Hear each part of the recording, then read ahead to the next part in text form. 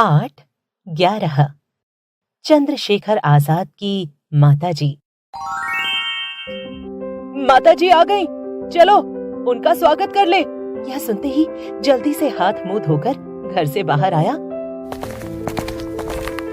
और पूज्या माताजी के चरण स्पर्श किए। उनके साथ आजाद के पुराने सहयोगी मास्टर रुद्र नारायण जी तथा बंधुवर भगवान दास जी माहौर के भी दर्शन हुए। मानो घर बैठे तीर्थ आ गए हों। वह दिन हमारे लिए चिरस्मरणीय रहेगा। पर श्रद्धेया माताजी का यह शुभागमन कोई आकस्मिक घटना न थी। 10 वर्ष पहले की बात है, जिस दिन हमने विप्लव में श्री वैशंपायन जी द्वारा लिखित आजाद के जन्म स्थान की तीर्थ यात्रा का वृत्तांत पढ़ा था और उस झोपड़ी तथा माताजी के चित्रों को देखा था।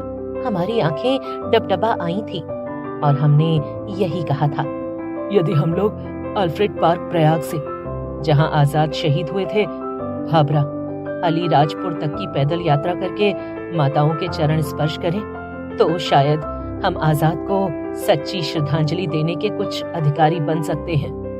पर अपने बहुधंधीपन तथा प्रमाद के कारण हम पैदल तो क्या, रेल द्वारा भी भाबरा न पहुंच सके। और वह 70-74 वर्ष की वृद्धा आज हमारे यहाँ स्वयं ही आ पहुंची थी। माताजी ने 4 दिन तक इस भूमि को पवित्र किया और उन 4 दिनों में हमने समझा कि इस साधनहीन भोली भाली बुढ़िया के हम कितने ऋणी हैं। माताजी पुराने विचारों की हैं। आते ही वे लड़कियों से इस प्रकार मिली मानो वे चिर परिचित हों और अपने घर में ही आ रही हों। 2 दिनों में ही माताजी इतनी घुल मिल गईं कि लड़कियों को उचित आदेश भी देने लगी। पुत्री देवकी से बोली, भोजन करने के बाद तुम हमारे पास क्यों नहीं बैठी? लड़की ने सकपकाकर उत्तर दिया, माताजी नींद लगी थी, सो दूसरे कमरे में जाकर सो गई। माताजी ने कहा, नहीं, तुम्हें हमारे पास आना ही चाहिए था, हमारा हुक्म मानो। दरअसल माताजी में वात्सल्य की अतृप्त भावना प्रबल मात्रा में विद्यमान है। जिस बुढ़िया के 5 बच्चे एक के बाद एक चल बसे हों, उसके मन में यह भावना आना सर्वथा स्वाभाविक है कि कोई तो हमारी बात बच्चों की तरह सुने, किसी पर तो हम प्रेम पूर्ण हुक्म चला सके। आजाद को शहीद हुए 18 वर्ष हो चुके और उनके पिता पंडित सीताराम तिवारी जी भी 11 वर्ष पहले चल बसे। भाबरा ग्राम में एक कोने पर भीलों के बीच एक झोपड़ी में माताजी अपने वैधव्य के 11 वर्ष बिल्कुल एकांत में काटती रही हैं। ब्राह्मण के सिवाय किसी दूसरे के हाथ का बना कच्चा भोजन वे कर नहीं सकती और ब्राह्मण कुटुंब उस ग्राम भर में शायद एक ही है। 3/4 बस्ती मुसलमानों और भीलों की है। पैसे की कहीं से आमदनी नहीं। कहीं से कुछ मिल गया तो दोनों वक्त का भोजन एक वक्त बनाकर रख लिया। कोदों और दाल ही उनका खाद्य रहा है और वह कभी कभी बासी ही खाती रही हैं। कौन किसको पूछता है? भला हो आजाद के साथियों का, जिन्होंने माताजी की एक आध बार खोज खबर तो ली, पर वे सब स्वयं अत्यंत साधनहीन और व्यस्त रहे हैं। अतएव माताजी के जीवन के पिछले 11 वर्ष घोर संकट में ही बीते हैं और यह बात हम सबके लिए अत्यंत लज्जाजनक है। पर दूसरों को दोष न देकर हम स्वयं अपने को ही अपराधी मानते हैं। यदि हम वैशंपायन जी का लेख पढ़ने के बाद तुरंत भाबरा चले गए होते तो शायद कुछ न कुछ सेवा उनकी हो ही जाती, पर सोचते विचारते ही रहे और यह आवश्यक कर्तव्य हमसे न बन पड़ा। माताजी के दर्शन करते समय हमें ख्याल आया कि शहीदों के निराश्रित कुटुंब सहानुभूति के 2 शब्दों के भूखे हैं। आज भी वे प्रतीक्षा कर रहे हैं कि कोई कृतज्ञता पूर्ण हृदय से 2-4 बातें उनके स्वर्गीय प्राणी के विषय में सुनाए, उन्हें सांत्वना दे, उनकी कुछ सुने, उन्हें आंसू बहाने का कुछ मौका दे। माताजी अपने बच्चे चंद्रशेखर की बातें किसी को सुनाना चाहती थीं। अमर शहीद आजाद को वे तब भी नहीं समझ सकी थीं, आज भी नहीं समझ पाती। वे तो उसी चंद्रशेखर को जानती हैं जो उनके पेट में 9 महीने रहा था, जो बर्फी का बड़ा प्रेमी था, जो उनसे झगड़ झगड़ कर पैसे लिया करता था और पिताजी तिवारी जी से बोलता भी न था।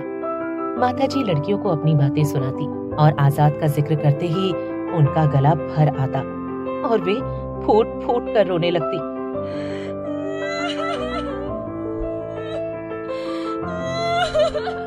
माताजी ने कहा, चंद्रशेखर जब पैदा हुआ था तब कमजोर सा था। हमारे यहाँ गाय भैंस तो थी, पर वे दूध बहुत थोड़ा देती थी, इसलिए दूध हम घी के लिए जमा देती थी और थोड़े से दूध में बहुत सा साबूदाना मिलाकर खीर बना देती थी और दिन में कई बार वही खीर बच्चे चंद्रशेखर को दिया करती थी। ज्यादा दूध हमारे यहाँ होता नहीं था, पर बच्चा साबूदाना खा खा कर ही खूब मोटा ताजा बन गया। पास पड़ोस की स्त्रियां कहने लगी, बच्चा तो बहुत सुंदर लगता है, कहीं उनकी नजर ना लग जाए, इसलिए चंद्रशेखर को काजल लगाकर उसके माथे पर डिठौना लगा दिया करती थी।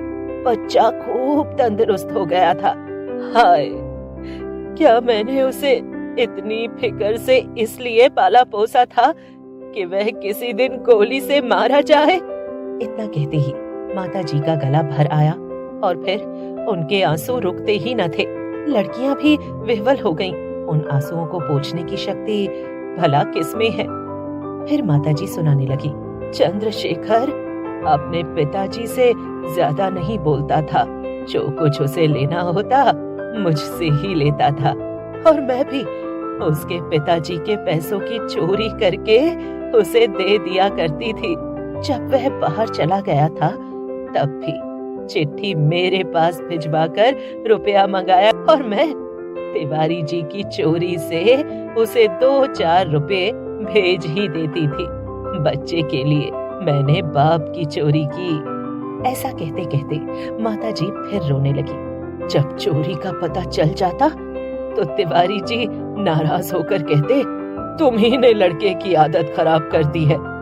शहीद आजाद के पूज्य पिताजी पंडित सीताराम तिवारी बगीचे की रखवाली करते थे और उनका वेतन था 5 रुपए महीना। पर वह बुढ़ा अजीब आन बान का आदमी था। एक दिन तहसीलदार साहब ने बगीचे से छांट कर बढ़िया बैंगन अपने घर के लिए मंगाए तो तिवारी जी ने बगीचे की ताली ही उन्हें वापस भेज दी और कहला दिया कि यह बेईमानी हमसे ना होगी। अच्छे बैंगन आप छाट लेंगे तो बाजार में बाकी का भाव गिर जाएगा, रियासत को घाटा रहेगा। मुझसे यह पाप ना होगा, आप ही बगीचा संभालिए। तहसीलदार साहब घबरा गए। उन्होंने ताली तिवारी जी को लौटा दी। मास्टर रुद्र नारायण जी ने वह घटना हमें सुनाई और कहा, जब वह बुढ़ा बड़े स्वाभिमान से कहता, इस तिवारी ने छदाम के लिए भी किसी का एहसान नहीं लिया, तो उनका चेहरा गौरव की अनुभूति से लाल हो जाता था।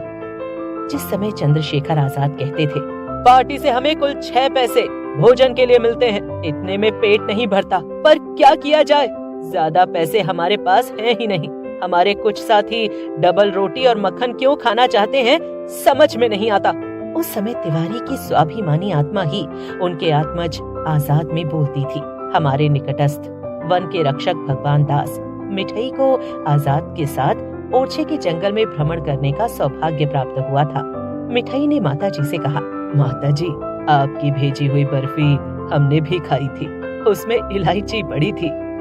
सुनते ही माताजी ने कहा, हमारे बच्चे को बर्फी अच्छी लगती थी और वह भाभरा आया था, तब हमने बर्फी बनाकर उसको दी थी। उसके बाद बच्चे को फिर नहीं देखा, वही आखिरी मिलन था। माताजी की अश्रुधारा फिर बहने लगी।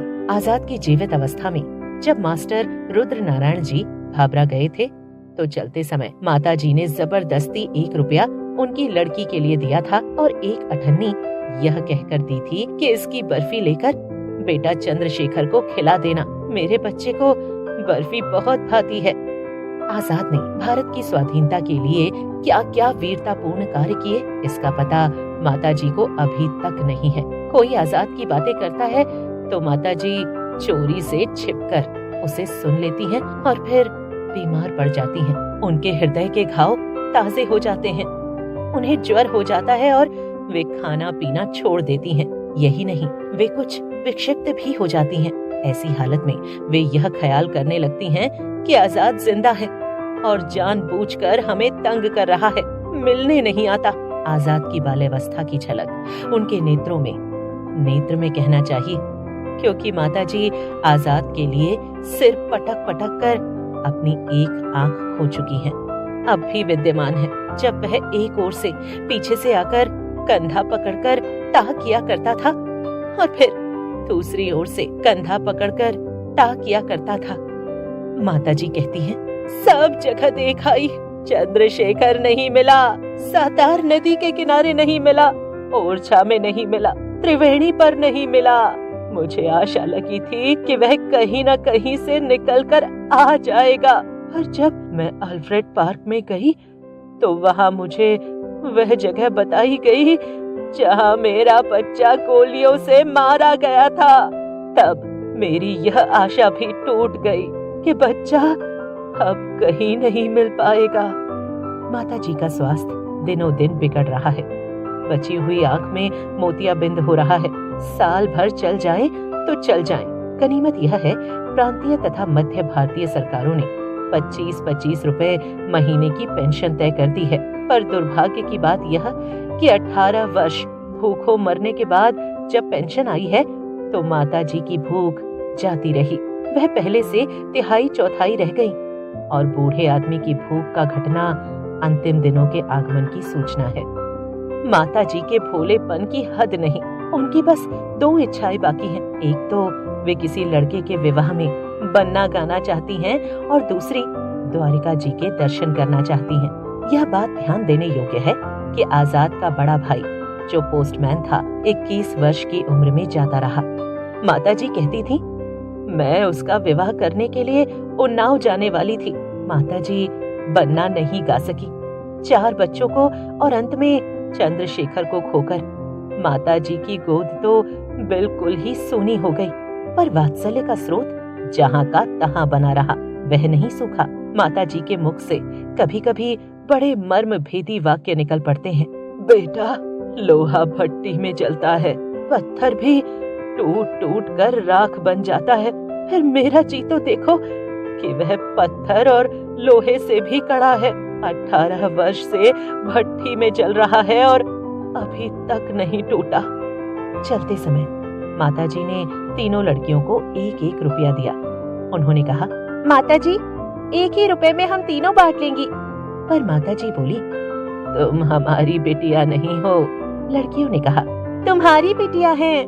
माताजी ने कहा, तो फिर हमारा हुक्म मानो, अपने मन की मिठाई मंगा के खा लेना। इस तर्क का उत्तर भला क्या हो सकता था। मिठाई को जब माताजी ने चवन्नी दी तो उसने भी मना किया। माताजी ने तुरंत कहा, तुम हमारे बेटे नहीं हो। चवन्नी लेनी पड़ी। चलते वक्त मास्टर रुद्र नारायण जी बोले, चौबे जी, तुम एक काम कर दो तो माताजी को कुछ संतोष हो सकता है। भाबरा में जहाँ आजाद का जन्म हुआ था कोई स्मारक बनवा दो। एक कमरा और एक बरामदा ही सही। और आजाद के कार्य क्षेत्र झांसी में या अल्फ्रेड पार्क प्रयागराज में उनकी एक मूर्ति। मास्टर जी स्वयं अति उत्तम चित्रकार तथा श्रेष्ठ मूर्तिकार भी हैं। मैंने कहा, मास्टर जी, किसे इतनी फिक्र है? माताजी के अंतिम दिनों में उन्हें संतोष दे।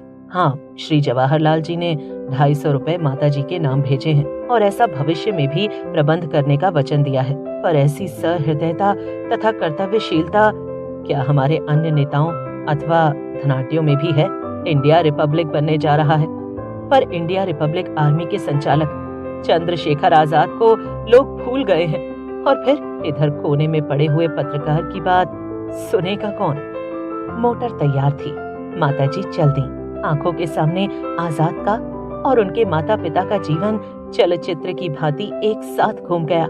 आजाद का साबूदाना खाना, माथे पर वह डिठौना, बर्फी का प्रेम, पिताजी का अक्खड़पन, माताजी की कोमलता, चंद्रशेखर का घर से भागना, काशी पहुंच जाना, जेल में बेंतों की मार की सजा, आजाद की वह भीष्म प्रतिज्ञा, सरकार मुझे जिंदा न पकड़ सकेगी। आजाद का जवाहरलाल जी से मिलना और उसके बाद की वे सब घटनाएं जो भारतीय स्वाधीनता संग्राम की अध्याय ही बन चुकी हैं। और अल्फ्रेड पार्क में माताजी का वह करुण विलाप। आजाद फरवरी 1931 में शहीद हुए। और तब से 18 वर्ष तक हम लोगों द्वारा माता जी की यह घोर उपेक्षा